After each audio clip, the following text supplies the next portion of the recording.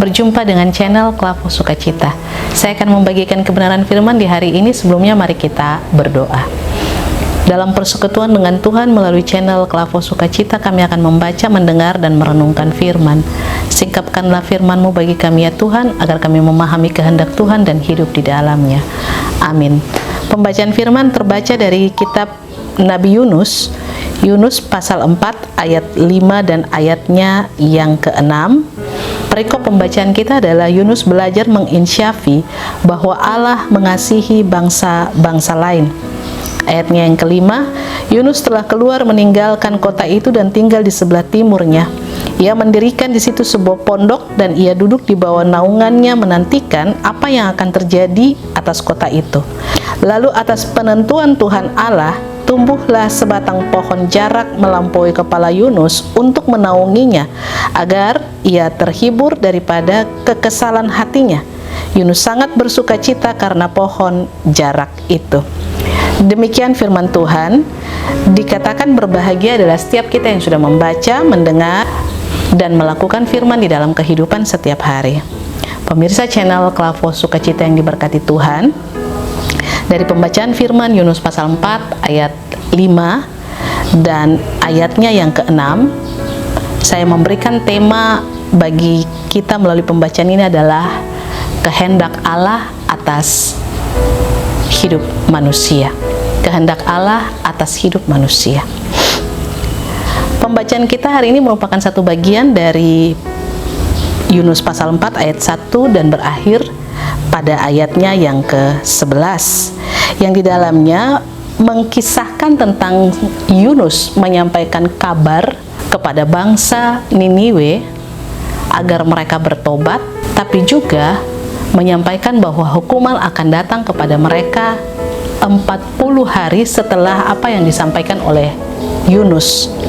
Dan setelah Yunus menyampaikan kabar itu kepada orang-orang di kota Niniwe, maka seluruh bangsa itu mulai dari pembesarnya, raja, masyarakat, bahkan sampai ternak, semua mereka mengadakan puasa untuk pertobatan atas dosa-dosa mereka.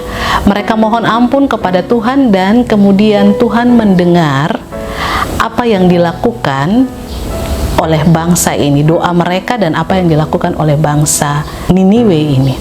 Lalu kemudian Yunus merasa sangat kecewa karena Yunus tahu bahwa Tuhan pasti akan berbelas kasihan apabila seruan itu disampaikan dan bangsa itu bertobat.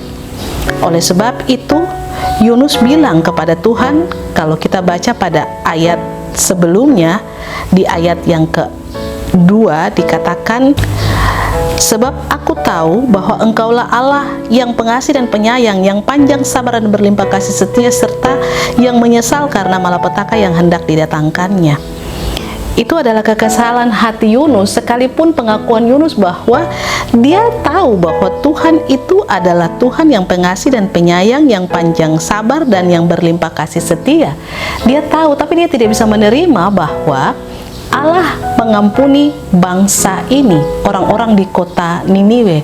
Bagi Yunus, sebaiknya atas segala keberdosaan mereka, hidup mereka yang tidak taat kepada Tuhan, seharusnya mereka didatangkan hukuman. Harusnya malapetaka jatuh atas hidup mereka. Harusnya mereka tidak boleh dikasihani. Tetapi justru ketika Yunus menyerukan pertobatan, bangsa ini bertobat. Nah, karena itu Allah mengampuni bangsa ini. Lalu Allah membuat sebuah pelajaran kepada Yunus dengan cara Allah menumbuhkan sebatang pohon jarak melampaui kepala Yunus untuk menaungi kepalanya agar dia tidak kepanasan. Allah mengajar kepada Yunus supaya Yunus tahu apa yang juga Allah rasakan bagi orang-orang di kota Niniwe. Nanti di dalam ayat-ayat seterusnya kita akan dapati bahwa Allah kemudian atas penentuan Allah datang seekor ulat, lalu ulat itu kemudian memakan daun jarak itu, dan lalu atas penentuan Allah datanglah angin timur yang panas. Lalu kemudian Yunus menjadi kecewa dan menjadi marah kepada Allah.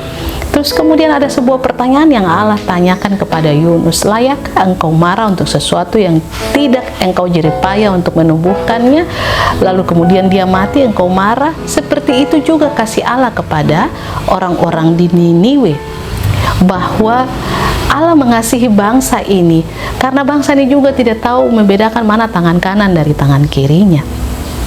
Pemirsa channel Klavo Sukacita yang diberkati Tuhan, Allah punya kuasa atas kehidupan manusia. Dia berkuasa untuk menghukum, tapi juga kuasanya itu bukan otoriter.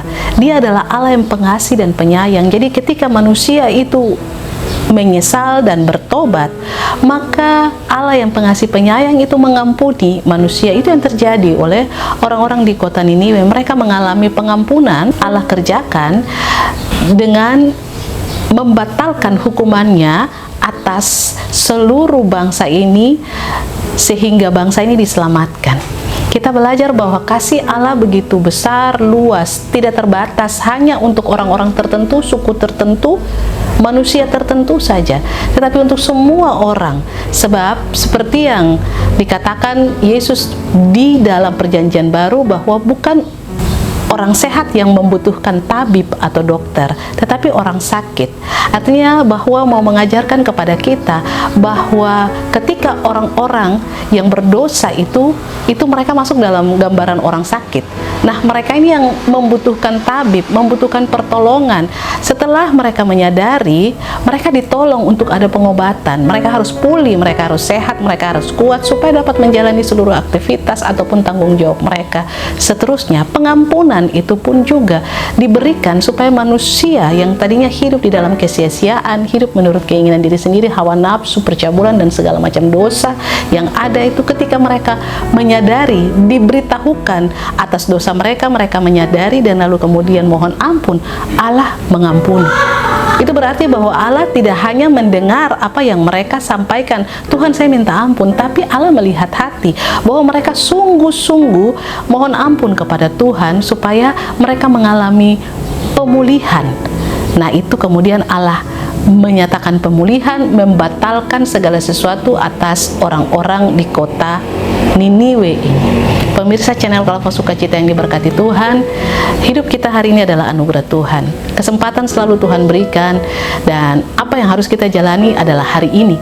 Hari ini harus jauh lebih baik dari hari kemarin. Kita tidak pernah tahu apa yang akan terjadi di hari esok, tapi yang harus kita jalani adalah hari ini. Hari ini yang Tuhan berikan, hari ini adalah kesempatan, hari ini adalah anugerah, hari ini adalah berkat yang Tuhan karuniakan. Oleh sebab itu hari ini kita harus meraih. Ketika kita mendengar seruan untuk harus bertobat, jangan keraskan hati. Hari ini adalah saatnya untuk kita berjalan dalam kebenaran. Kita membenahi kehidupan kita supaya kita berkenan di hadapan Tuhan, mengalami pengampunannya, mengalami penyertaannya, mengalami pimpinannya, dan mengalami setiap berkat-berkat dalam kehidupan kita. Oleh sebab itu jangan mengabaikan ketika firman kita dengar, tapi mari responi dalam sebuah ketaatan dan pembaharuan hidup. Amin. Mari berdoa. Terima kasih Tuhan untuk firman-Mu hari ini. Biarlah kami mau hidup bukan menurut keinginan kami, tapi menurut kehendak Tuhan, supaya kami mau melihat dan mengalami setiap janji-janji Tuhan itu menjadi nyata dalam kehidupan kami. Terpuji nama-Mu ya Yesus Kristus, kini dan selamanya. Amin. Shalom. Tuhan berkati.